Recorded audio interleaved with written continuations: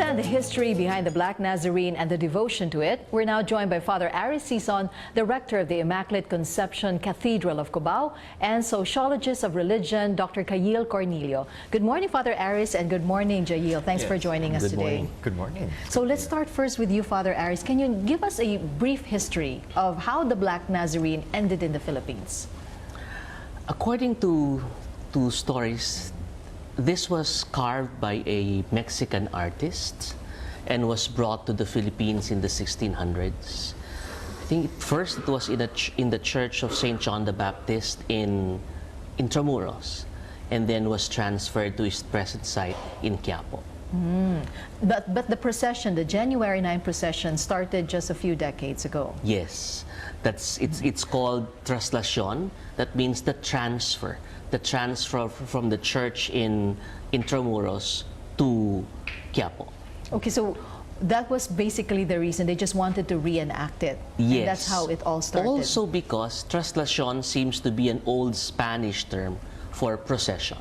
So either of the two meanings would be behind the present practice of that procession from Luneta to the Quiapo Church.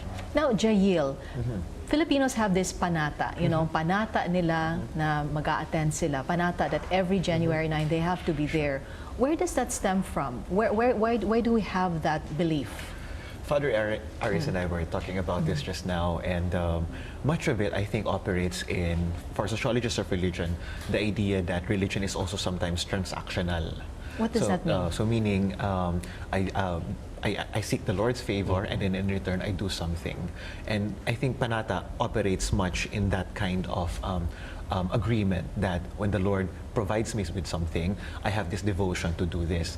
That's why much of the piety that we see in the Black Nazarene, or not only the Black Nazarene, in fact, whether it's Santo Niño de Cebu, or whether sa Pakil or sa Tayabas or wherever else around the Philippines, you see that people are devoted to a particular icon because they know that this particular saint or this particular image has given them that favor. And that is transmitted from one person to another, and even intergenerationally.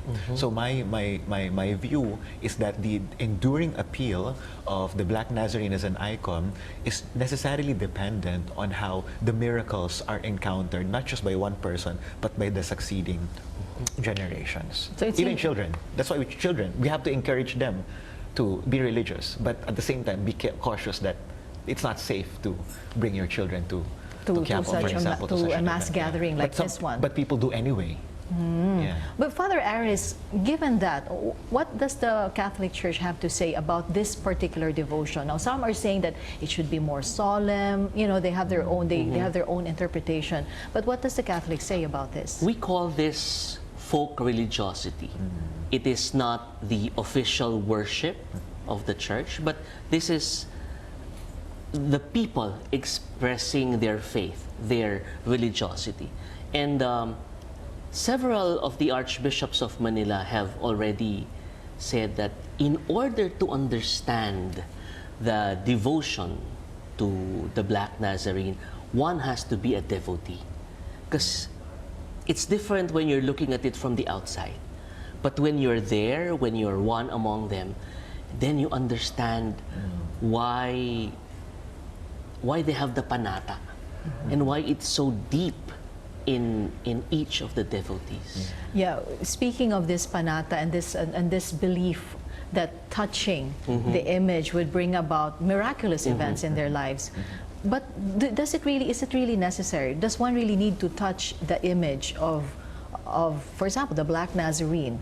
Can one just pray, for example, and go to Quiapo? Of course. But even in the scriptures, during the time of Jesus, remember that story of the woman who was suffering from hemorrhage for many, many years? And hearing about the visit of Jesus to their town, she said, if I could only touch the tassel of his cloak, I will be healed. So even in biblical times, the touch has a certain value in people. Of course, it's possible just to pray from a distance. It is possible, but touching, especially for Filipinos. Especially for Filipinos. Especially for Filipinos, seems to be very important. Now that touching, Jail, Yeah. where does that stem from? Sure. Usually, what culture usually is this evident? Well, there are two ways to approach this, the touching. At one level, it is that some studies show that it might be derived from a pre-Hispanic Filipino religiosity or piety, that energy is transferred from nature, for example, and then you have to do that.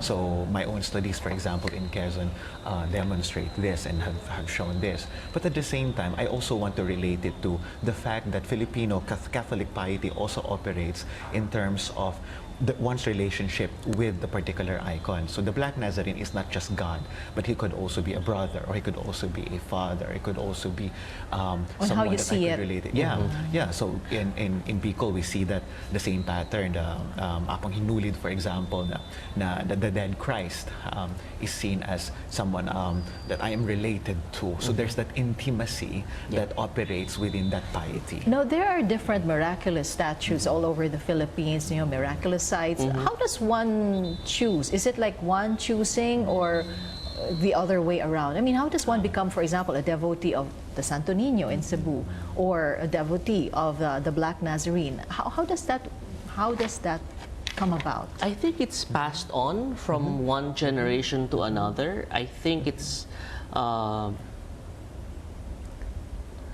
maybe where you are. Like, for example, the Santo Niño in Cebu is very popular. The Peña Francia in Bicol. So the people there have that very strong affinity, feeling of closeness to the Virgin. But at the same time, there's also a gender aspect to it. So we see that piety in Baclaran, for example, it's generally, not absolutely, generally feminine. Right? But the piety that you see in Quiapo is very masculine. Not absolutely, but still generally. Yes. So we have to factor that in.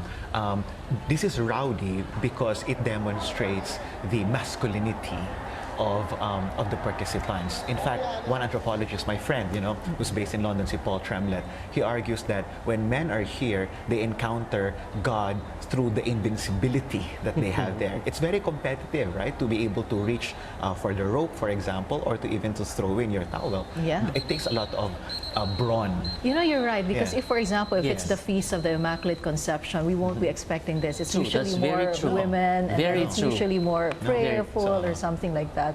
But what about the youth? I mean, you mentioned about generations, that it's transferred from one generation to another. Jail, I know you wrote a book called Being Catholic in the Contemporary Philippines, Young People Reinterpreting Religion. I mean, how do the young people now, or the younger generation, how do they view such piety or such devotion? Oh, there is always that tension. So Father Aris just now mentioned that there's this tension between official religion and then folk religion or Yes. popular religion.